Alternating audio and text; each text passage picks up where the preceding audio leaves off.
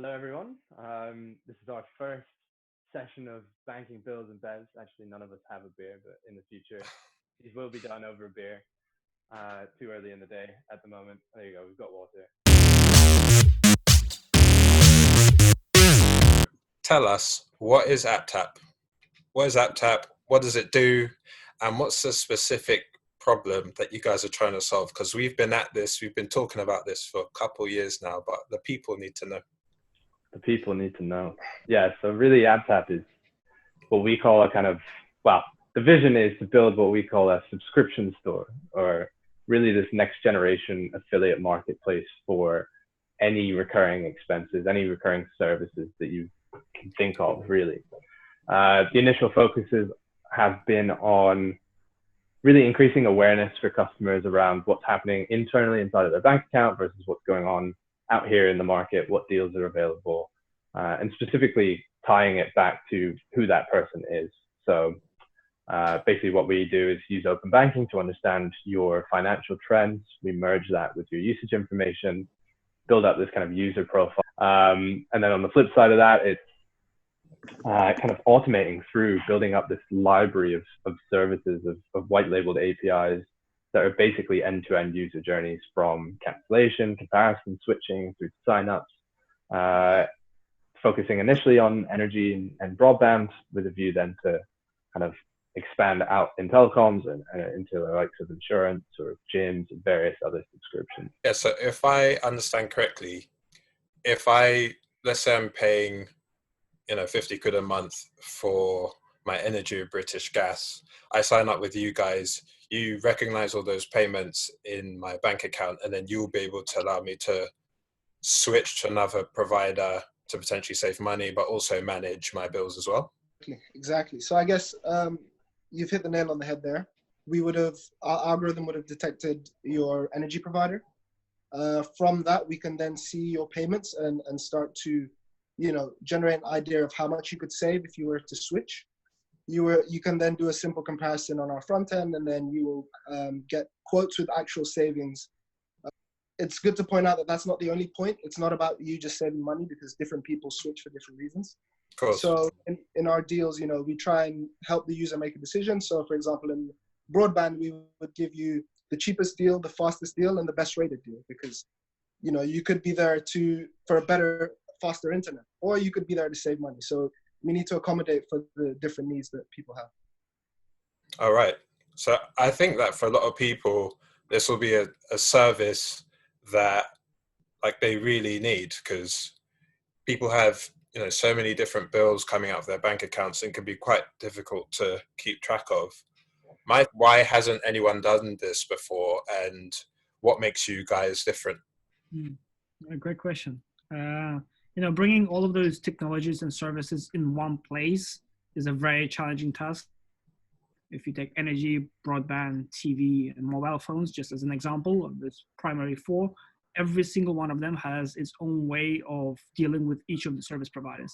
The websites are different, the technologies are different. The amount of offers and products across number of industries is huge and vast. And you have to be able to tailor each of the service with its own problems very specifically. It's a very unique problem, and bringing all of those things together solves a lot of the issues for the users, but it also technologically is a very hard thing to do.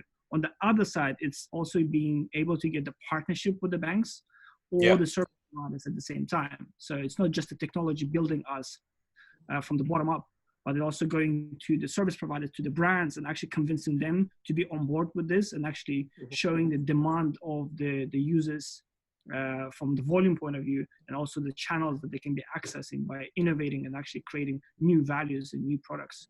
I just like to touch upon open banking. Obviously, we all know what open banking is, and we've been interested in it for some time. But for someone who doesn't understand terms like white labeling a product, open banking APIs, how would you, like Isa on the tech side, how would you break it down in a sentence, open banking, how it works?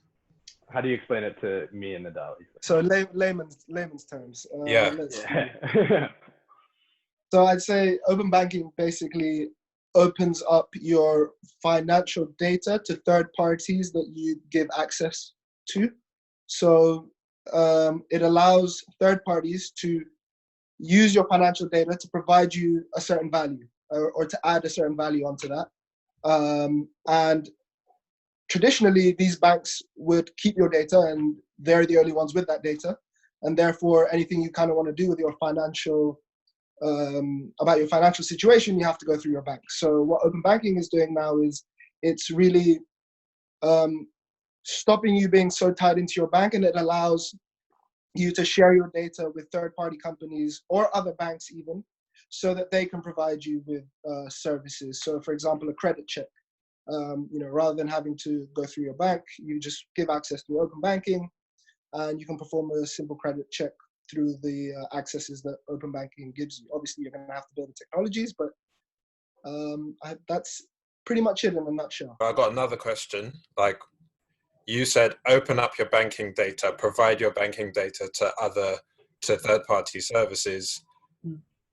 Imagine I'm a very risk-averse person and I hear open up my banking data. I'm like, that sounds really unsafe. Nadal, is that a fair, way to look at it? Actually, it's a lot more safer to use open banking rails and APIs for the fact that it's been regulated and has been actually pushed by the banks to create those standards that is across all of the CMA9s is the same as the previously people were using data sharing through the scrapings and passing their login details and things like that is just not a safe way of doing it. So if anything, open banking provides a much secure way of doing it.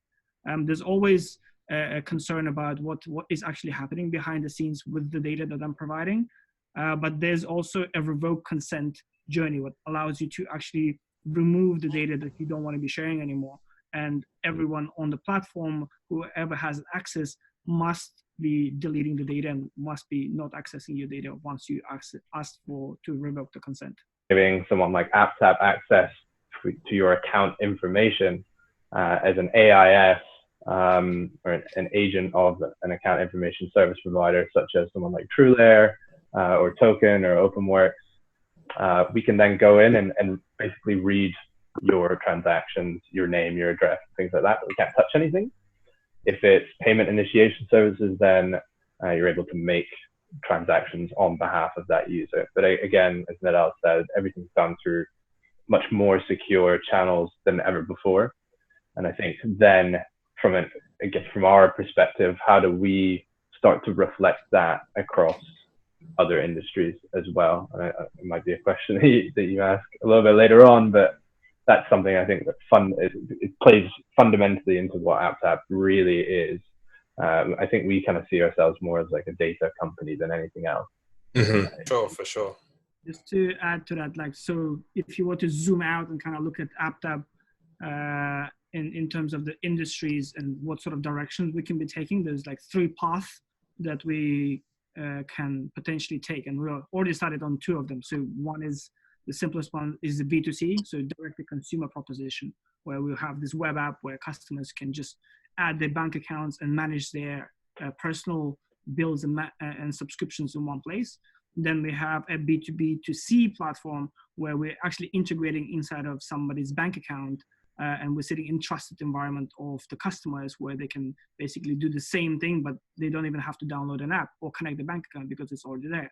Yeah. And another thing that we have on the back of our minds is actually people like ourselves, the startups, the SMEs, the B2B2B proposition, where we can actually offer this as a platform to help people manage their bills and subscriptions across their companies or microservices, small businesses. We as a company have about 15 subscriptions that we pay on a monthly basis. And literally yesterday, me and Isa were sitting down trying to find out what was this subscription. How can we cancel? Can we switch it? If we don't need that software, why are we still paying for it? Awesome, Timmy. Thank you very much for picking us apart a little bit. Yes. Like I said, we're going to try and do a few of these over the course of the next few months, get you in on some, and see if we can bring in some cool people around the industry and really just get the conversation flowing around open data in general. Open banking is such a great place to start. So I think that's us for now. Awesome. Thanks. Until next time. Yeah. Cool.